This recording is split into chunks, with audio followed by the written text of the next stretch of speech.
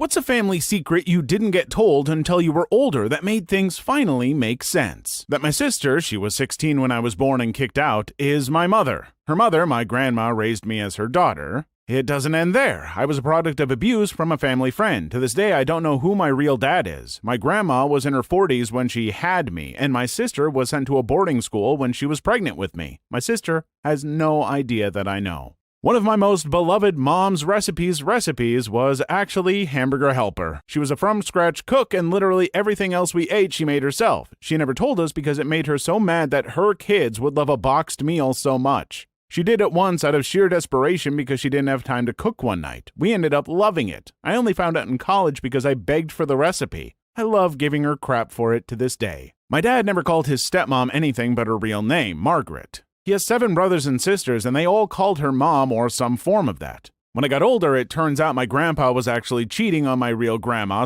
/ my dad's mom with Margaret while she was dying for colon cancer. My dad was 5 when she dies, and as she was dying, my dad had to call my grandpa to tell him to come home because she was dying. After that, Margaret and her 3 kids moved in, and my dad was forced to live with his sister, who was 18 and married. This was late 70s backcountry, so not abnormal for the time. From then until he turned 16 when he decided to move in with his best friend and his mom.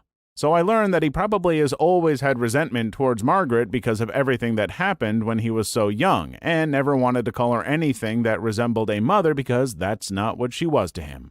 That my aunt's close friend that she lives with is actually her girlfriend. Was about 22 when they told me. Never even thought about it until it was said. Not all that extreme, but it was emotional for me. My grandfather was the typical tough, rugged mountain man. He never expressed emotion and, in fact, rarely ever even spoke at family gatherings. He would just sit in the corner drinking beer. I never felt that he and I had a very good relationship, considering I was the weird artsy kid in the family. We didn't have much to talk about because we couldn't relate to each other well. He died of lung cancer 2 years ago.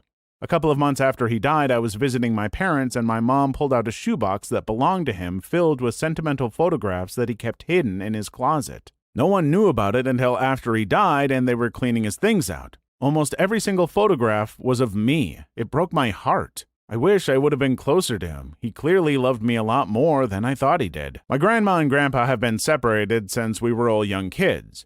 My grandpa would always fall asleep on the couch before we went to bed on holidays, and when we'd wake up in the morning, he was out getting coffee. We never thought anything of it because they were still always together.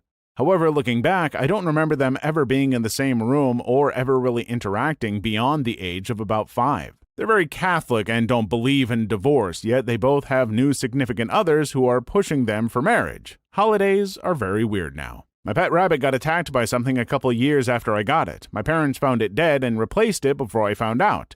I just thought my rabbit lived super long, but it was actually 2 rabbits. This happened over 10 years ago, and I found out last year. Please like and subscribe if you've made it this far. I hope you'll enjoy the rest of the video and have a wonderful day. That my grandparents didn't talk to each other 20 years before my grandfather finally kicked the bucket. They lived in the same house the entire time too, and no one knows why they weren't on speaking terms. My mom was in the hospital, so I flew home. Me and my dad were hanging out getting drunk, and he started telling me family secrets, almost like he was trying to get a reaction out of me. My uncle was molested, an estranged aunt might actually have a different father than we thought, etc. The one that really got me was when he revealed that he used to do coke. I was imagining he meant like in his 20s. I said, "When did you stop?" And he said, "I think you were about 19. Like, effing what, man? My entire childhood? And he said, "Yup." Did mom know? Yes. How much? About a gram a week. At first it was completely insane to me, but looking back, it made a ton of stuff make way more sense. Crazy mood swings, explosive fights, 1 minute he would be fine and then suddenly he would be raving about something. I knew he drank, so I always blamed the instability in the house on that, but finding out he was regularly doing coke all my life was both astounding and it made complete sense. I didn't know one of my cousins existed until I was about 10 years old. Turns out he was diagnosed with leukemia as a child, and I was a very sensitive kid, so my family decided not to tell me until the treatment was successful and he recovered. It would have been okay if they told me as soon as he was healthy again, but I guess they forgot. So the first time I met him, I was wondering how exactly I managed to forget the existence of a whole person. My uncle came to visit us when I was little, and before he came, Mom sat me down and told me not to be alone with my uncle, and that if he made me feel uncomfortable to let her know. Found out last year that when my mom was 9, she was AR'd by my uncle. Edit. Accidentally wrote her uncle instead of my uncle in the last sentence. That my dad was a pedophile. Had no clue, even through a decade of abuse. I was told to keep a secret by him, and my family kept the secret from me because they had thoughts of him being better or reformed. So when I was 15, I realized it was wrong, or it all started to make sense. Who knew as a child you can't trust your own father? My aunt and uncle, who passed away when I was 11, were drug addicts. I adored them, but as I got older, I started seeing less and less of them and never understood why. My parents briefly told me when I was 16 and that my uncle didn't die of a brain tumor, actually had one though, but instead he shot himself while my aunt was in the other room, which led to my aunt drug-related death on New Year's Day. They finally told me the whole story when I was 21. I was the last person to know. Even my little brother knew before me, because I was extremely close to them and looked so highly of them. I still do. I wish I would have known sooner, but I understand why they didn't tell me. My grandparents forced my aunt to get an abortion before my family moved to America, rendering her permanently sterile. It finally makes sense why none of the adults talk about having children around her. My father always talked about how his brother lied to a doctor so he could get on disability. I thought it was so easy for anyone to get a disability check. All you had to do was tell your doctor you were abducted by aliens. Years later, my father had a mental breakdown. He started telling stories about the government implanting a chip in his brain. He went out and got a CAT scan as proof, and he would point to things that weren't there.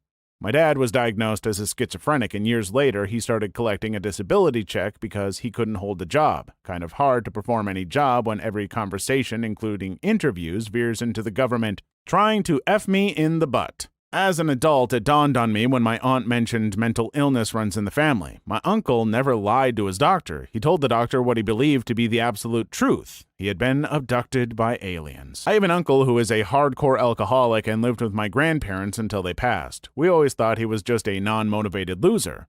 I have another uncle that passed away well before I was born. Got hit by a car coming back from the store getting something for my grandparents. After both grandparents passed, my mom told me that the alcoholic uncle was asked to go to the store but bribed his little brother to go instead, which led to his death. My grandmother, who I've always held in very high regard, told my alcoholic uncle afterward that his brother would still be alive if he had gone to the store like she asked. I cannot imagine the guilt that would have laid on him and completely understand why he ended up that way as a result.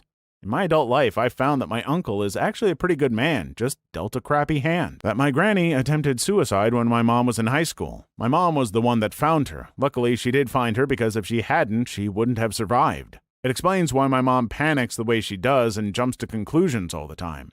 If she cannot get a hold of me or my brother on the phone, she automatically assumes we are dead and she panics. Recently, she couldn't get a hold of my brother for a few hours and she lost all composure and had a nervous breakdown. We are just starting to realize after all these years that she probably has undiagnosed PTSD. My dad met my mom in a strip club. When I was really young, I never got why my dad wouldn't allow drinks like Kool-Aid in the house, especially if it was grape.